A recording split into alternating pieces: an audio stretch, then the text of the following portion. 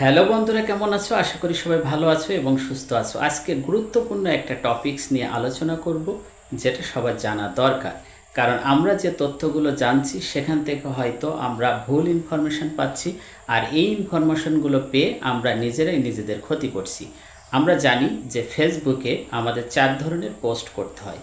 Video post করতে হয়, reels post করতে হয়, ফটো পোস্ট করতে হয় এবং টেক্সট পোস্ট করতে হয়।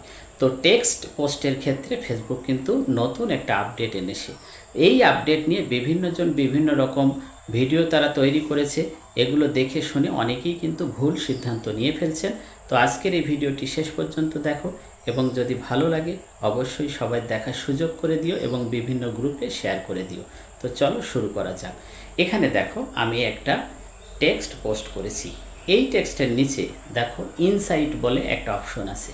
এই ইনসাইটের ভিতরে যখন যাবে, পরবর্তীতে যেটা আসছে সেখানে দেখো কি লেখা আছে, যে দিস পোস্ট রিচ লিমিটেড, অর্থাৎ এই পোস্টটা ফেসবুক সবার সামনে প্রচার করতে পারবে না। এটার ক্ষেত্রে একটা লিমিটেশন থাকবে, অর্থাৎ এই পোস্টটা তোমার ভাইরাল হওয়ার সম্ভাবনা মোটেও নেই। ফেসবুক বলতে চাচ্ছে যে এই ধরনের টেক্সটের সাথে যদি কোনো ভিডিও বা ফটো অ্যাড করে দাও, সেক্ষেত্রে তোমার পোস্টটার রিচ বাড়বে এবং সেখানে কোনো লিমিটেশন থাকবে না। দেখো, আমি আর একটা দেখাচ্ছি। একটা ফটো আমি পোস্ট করেছি এবং সেখানে দেখো কি লেখা আছে, যেখানে কিন্তু সকল ক্রাইটেরিয়া পূরণ করা হয়েছে। এটার কিন্তু কোনো লিমিট নেই। যে কোনো ভিডিও বা যে কোনো ফটো ভাইরাল হয়ে যেতে পারে, কিন্তু তুমি যদি শুধু টেক্সট পোস্ট করো তাহলে কিন্তু ভাইরাল হওয়ার সম্ভাবনা নেই।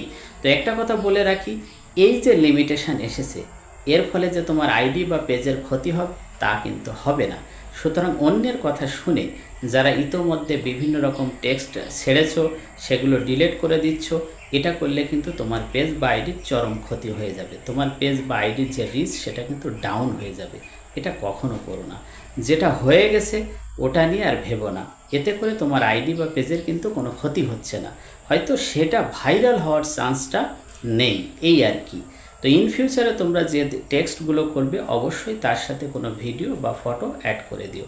এখন কথা হলো, তাহলে টেক্সটগুলোকে আমরা ফটো আকারে ছাড়তে পারি না? অবশ্যই পারি। তার জন্য কি করতে হবে, তুমি যেভাবে টেক্সটটা ছাড়ো সেই টেক্সটটা লিখে ওর একটা স্ক্রিনশট নিয়ে নেবে।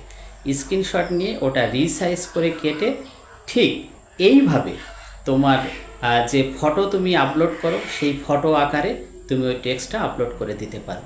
তাহলে কি হলো, একদিকে ফেসবুকের গাইডলাইন মেনে চলা হলো, অন্যদিকে তোমার টেক্সটটাও কিন্তু আপলোড হয়ে গেল। এভাবেও কিন্তু টেক্সট তুমি আপলোড দিতে পারো।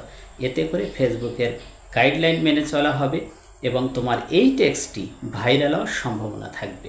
তো আশা করি বিভিন্ন রকম তথ্য জানার সাথে সাথে আগে বুঝবে, জানবে, তারপরে সঠিক সিদ্ধান্ত নেবে। ইতোমধ্যে অনেকেই আমাকে বলেছে যে বিভিন্ন ভিডিও অনেকেই দিয়েছে, সেগুলো দেখে তারা টেক্সটগুলো ডিলিট করে দিচ্ছে। এটা কিন্তু করলে তুমি চরম ভুল করবে, তোমার পেজ বা আইডির রিচ কিন্তু ডাউন হয়ে যাবে। এই সিদ্ধান্ত নিও না।